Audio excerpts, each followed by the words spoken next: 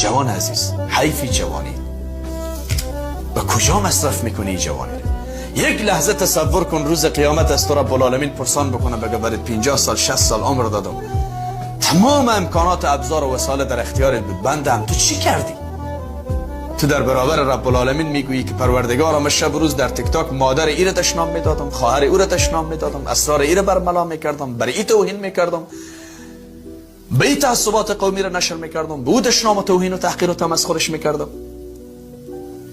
دینی که برات میگه حتی اسراری که بین خودت و همسرت از حق نداری رو بیایی به کسی آشکارا بکنی، و اینها میان با کمال بی‌وضاحتی و بی‌شرمی در صفحات مینشینن، کلش از مثال چی صحبت میکنن؟ عجیب منطقی. به کدام مسیر روان است این جوانان ما؟ والله که از روی دلسوزی میگویم میرن، نه از روی دشمنی. چرا وقتتان ضایع میکنید؟